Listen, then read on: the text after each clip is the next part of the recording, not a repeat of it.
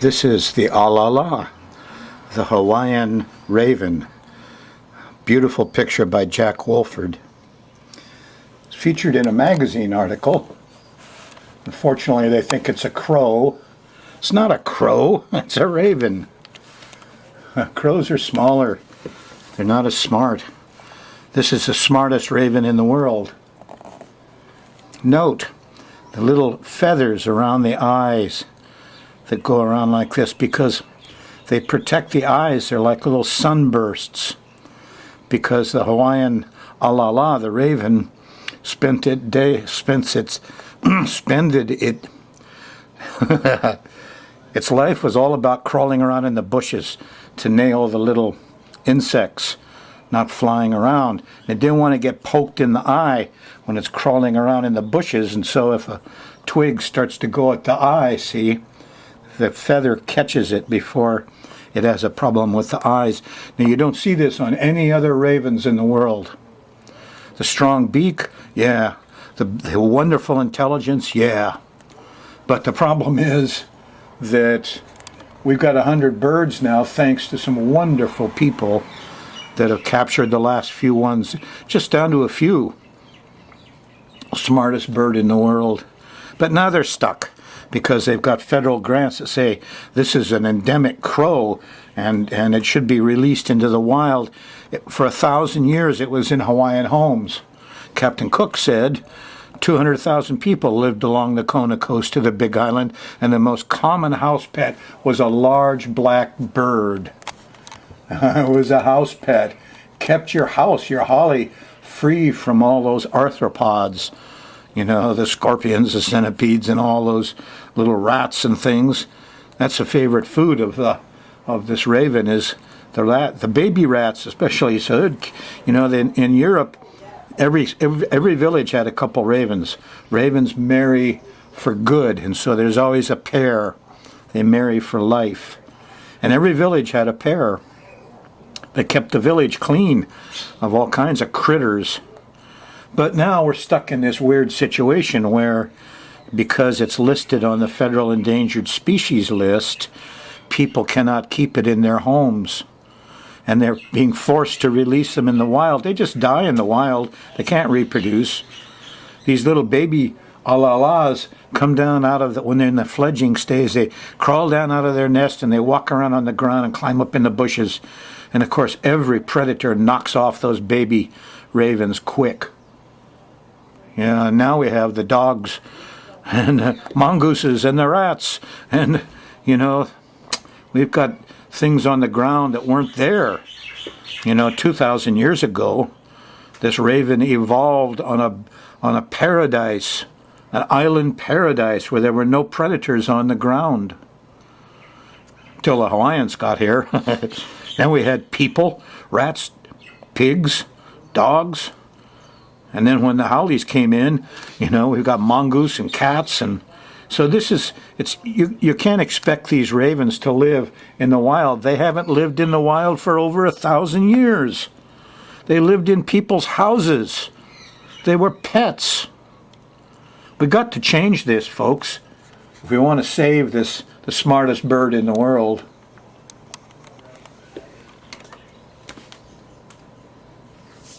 Let's face it, folks, global warming, you know, is going to knock off half of the species on Earth here. And we have to save some selected species. Do you know what's going on at Standing Rock? To stop a pipeline that's going to feed global warming and the pockets of the rich owners of the oil companies? Stand up. Support the Standing Rock people. Mele Kalikimaka. I'm too old to mess around and be polite. These were astrologers. 2,000 years of shabai, foolish lies to get you to do what they want. Wise men. No, they were astrologers. You could say the word astrology. Say it, astrology, astrology. That's what ran the world up until the age of Pisces. That was the base science. And, you know, we got to ignore it, though. Too much wisdom here. Too much.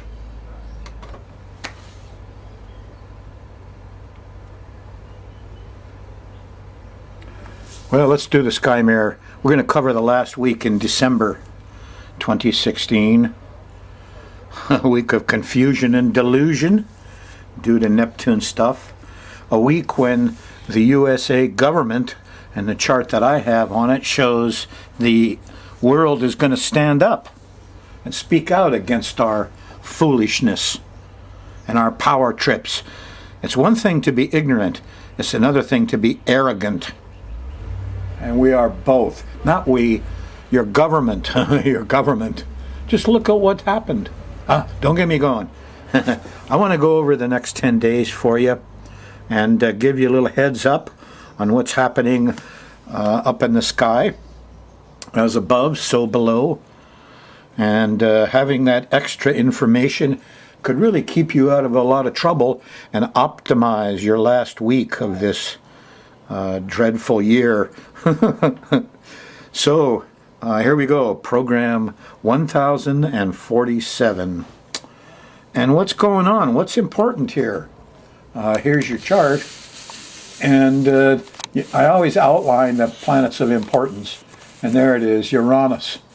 Uranus is going to stop on the 29th of December.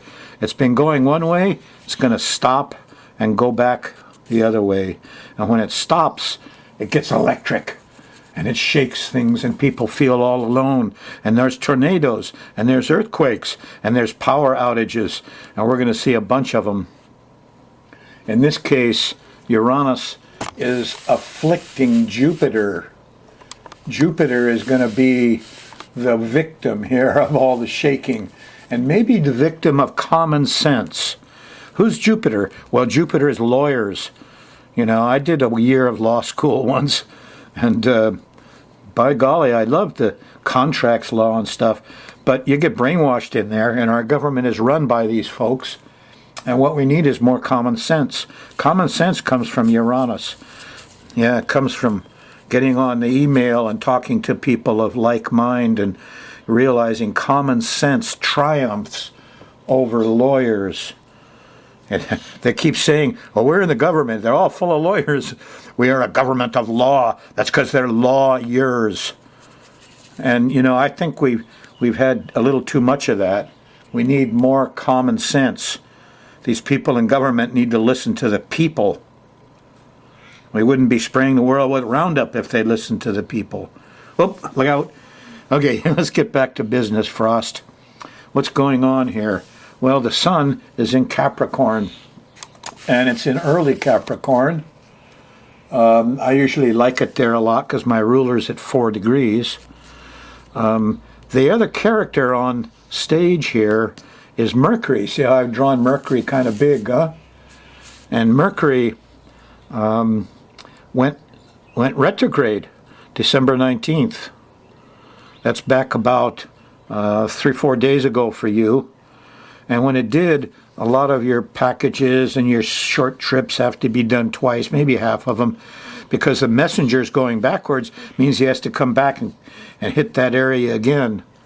So make sure, if you buy something on sale, make sure you can return it. Okay, and after Christmas sales. Otherwise, you may be caught in Mercury retrograde for 3 weeks after the 19th of December. We still have a basic pattern here that's of great interest. It's called a bowl in a lot of the old astrology books, you know, and you see these sextiles here and 2 trines, which makes it a very powerful thing. But here's the opposition. The opposition is between the media and Jupiter, the lawyers.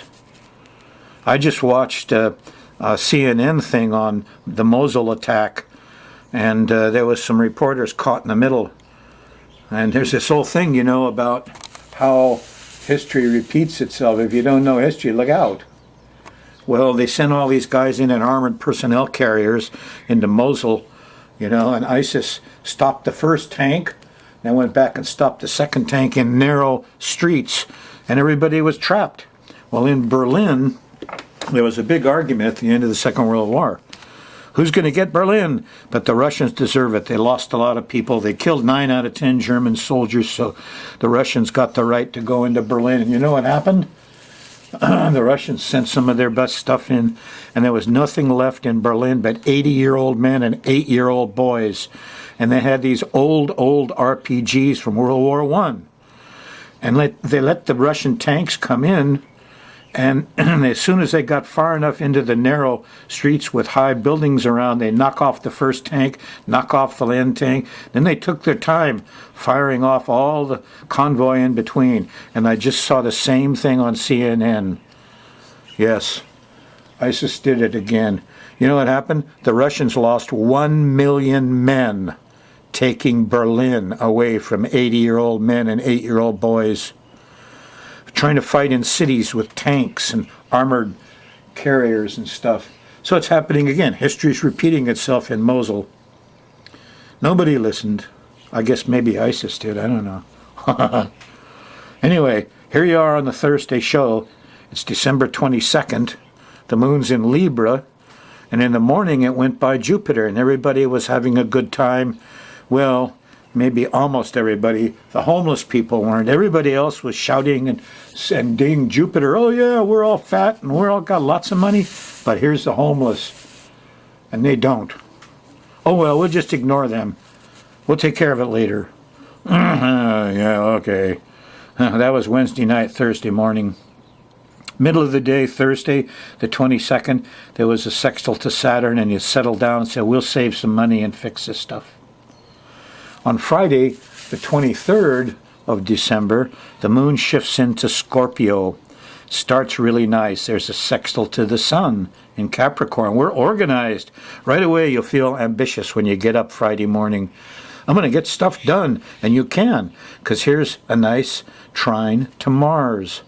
The guy who's physical, the young men, the guys with the muscle, and they're going to get out there and help Father, the sun, and here's Brother, the Mars, and they're going to clean things up and get things done, and it's a good Friday. As you go into late Friday night, this is actually, these little lines here are 2 a.m. in the morning, Hawaii, midnight on the West Coast. Here's a line for Neptune, huh? Now, Neptune, if you've been watching the shows, is kicking up its heels, and wow, but here's music. You know, here's religion, art, music. Here's the higher heart coming out Friday night. All you men out there and brothers that really got the things going on the 23rd Friday, you deserve a good glass of wine Friday night and some music and a pat on the back for what you did. Colored lights and sparkles and things. Goes into Saturday morning too. Kids are real happy Saturday morning the 24th. Let them open their presents. This is the time to do your Christmas. Your calendar flops around one day every 4 years. The Western calendar can't be counted on, but the calendar in the sky, that's what we're looking at here. It can be counted on. And by golly, kids are happy. And there's music. And everybody seems to be doing pretty well all the way through the middle of Saturday into the afternoon till you get to about dinner time, and then the moon squares Venus. Too much sweets. Everybody tired. The pleasure has worn thin on Saturday night, Christmas Eve. Sorry. Sunday morning, Christmas on the 25th. The moon's still in Scorpio. We don't have any, the moon isn't making any angles to any other planetary bodies. So, you know, you can probably get by.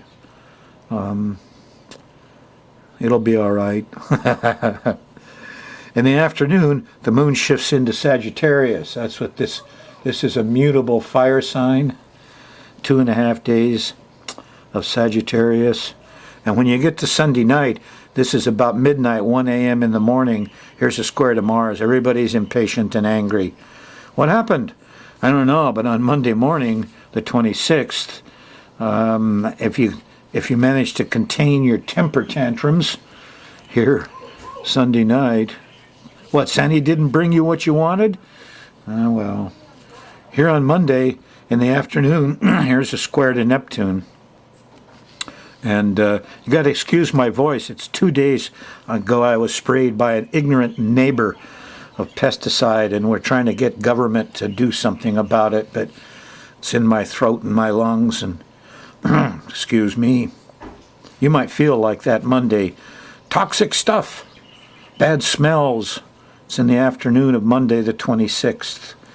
It doesn't clear up much until you get to Tuesday on the 27th, and then look at that. Here's a whole bunch of good stuff. Starts with a nice a nice trine to Uranus, the very guy that's stopping on the 29th. There's Brotherhood. Yeah, check the internet, check your emails, go to the channels that give you common sense, and you'll find things are going much better. There is Brotherhood. When a Mayan met another guy, he say, "In la catch, I am another you." Boy, I wish we took that lesson to heart. But we got 2,000 years of the age of Pisces, or age of Aquarius coming at it now to change this. Just the Pisces stuff isn't going to let go easily. Anyway, the Brotherhood is there Tuesday morning. It starts off kind of sudden, and then there's a sextile to Jupiter, and the lawyers and professors, the wise men all kick in and say, yeah, that's the way to go. And then there's a conjunction to Saturn. That happens around lunchtime or just before lunch. And we got to settle in. We got to make laws. Or do we? Do we need laws? Do we need to build fences? That's what Saturn is. Contain things, stop things, slow things down. Saturn is kind of an evil planet, isn't it? So don't build fences here on Tuesday. No. In the afternoon, here's a nice sextile to Venus. There's some sweets. There's some love. There's some relaxation finally Tuesday afternoon on the 27th of December. You go to Wednesday, and Wednesday the 28th, the moon shifts into Capricorn. This is Capricorn from here over to there. A cardinal earth sign, very practical. And you're in a new moon zone. As you go through Wednesday, there's a nice sextile to Mars, and you're going to feel active and feel like, yeah, we can fix these things. Sure enough. And here the moon conjuncts the sun, and there's a new moon at 8 degrees of Capricorn. And it sextiles Neptune. There's faith. The faith comes along, around midnight Wednesday night. Stay up late. Play some music. Talk to the birds, the butterflies and the bees. They're all there. God gave you the earth no, he didn't give it to you. Excuse me. The earth doesn't belong to you. You belong to the earth. Get it straight. Walk softly on Mother Earth. That's what my guru Sun Bear said. Walk softly. Get in the spirit of it. We got to save the few remaining species that are really important and cut out all this fossil fuel burning. We got a job to do here, folks. Yes. When you realize what it's about, Thursday morning, there's a problem with Mercury. Mercury says, I don't know if we can do this. Back and forth. Maybe we can, maybe we can't, maybe we can, maybe we can't. It's the way you're going to feel Thursday morning. It's retrograde, so you got to make your calls twice. You're going to write your letters twice. You got to think things, or you got to say things twice. When I'm in this situation Thursday, if I want to call somebody, I'll call, and then I'll let it ring once, hang up quick, punch redial, and I'll call twice. If I'm going out to the store, I'll go out the door, come back in, go shishi, and go out again. I've left twice, satisfied Mercury's requirements of doing those things. Just better my chances a little bit. If you don't, here's Pluto. Pluto's going to be there Thursday. The moon goes by Pluto. It's a little panic. Everybody decides to get radical. Yes, radical. Thursday's not an easy day. It used to be Friday. Remember Freaky Fridays? Now it's on Thursday. It slips back one day every month. And here's Uranus. It's Thursday night after dinner, and there's issues over power and control. And this is the day that Uranus stops. And you'd be lucky if you got internet and TV and things. What do you do when the electricity goes out? Is there any Brotherhood in your neighborhood? I tell you, in my neighborhood, half of them are vacation rentals, and the people that run them don't give a hoot. and they hire cheap gardeners to come around and spray the hell out of the whole neighborhood, so a few tourists won't see a weed when they get in there and yell and holler in our neighborhood for a couple days and then leave. Our neighborhood's turning into a disaster zone thanks to these vacation rentals and the spraying of these pesticides. It's truth. You know, you might hear it here Thursday after dinner when the moon squares Uranus and squares Jupiter. Oh, wait a minute, the lawyers say we already gave them permits. They got permits. Can't they do what they want, spray their own property? No, they're not spraying just their own property. The stuff dries out and blows to your neighbor. Get it straight. Here's Friday, the 30th. Moon's still in Capricorn till you get to dinner time. And maybe it'll mellow out. I don't know. I think you got very traumatized on Thursday, and you're probably still shaking a little bit. There's a lot of shaking going on from Uranus station. It's not easy to feel alone like that. No. Anyway, Friday, kind of nondescript. And Saturday, for Friday night, after dinner, the moon goes into Aquarius. And the real action starts Saturday night. And into Sunday morning, here's all those goodies again. Here's a sextile to Uranus. Sunday, it's actually Saturday night, and there's some brotherhood in Lakech. And here's some settling down. We got budget, we got money. What are the laws, you say? And here's Jupiter. The lawyers say, yeah, we can do that. So there's a chance here for something to really get done late Saturday night, early Sunday morning. And Mars here says, yeah, let's get out there and do it. It's the young guys. They have their needs. They got the muscle, and there's rewards for them. Venus is there. See how they're pretty close here, Venus and Mars. By the time you get to the end of your week, Venus is much closer to Mars. So here's Venus. It's Sunday night. It's about 9-10 o'clock. The moon's going by Venus. Watch Sunday afternoon after the sun goes down. 2-3 hours after the sun goes down, you'll see that beautiful moon and Venus together. And Mars will be just above it, the red planet. That'll be quite a display. And you're on the good corner of the basket, or the bowl they call it, on Sunday, the 1st of January. Starts your year, huh? Everybody goes out the night of Saturday and celebrates in a ceremony. They don't know it's a magical ceremony, but it is. And I don't think I want to get into that right now. Upshot is, when you get to the 2nd, Monday, January 2nd, the moon starts with the south node, and we all feel like we need help. Too much celebrating Sunday, huh? And by the time you get to the afternoon, the moon goes by Neptune, and here's confusion and delusion. And you could get lost in things here too. So leave early, take extra care Monday. Hope your holidays went well for you.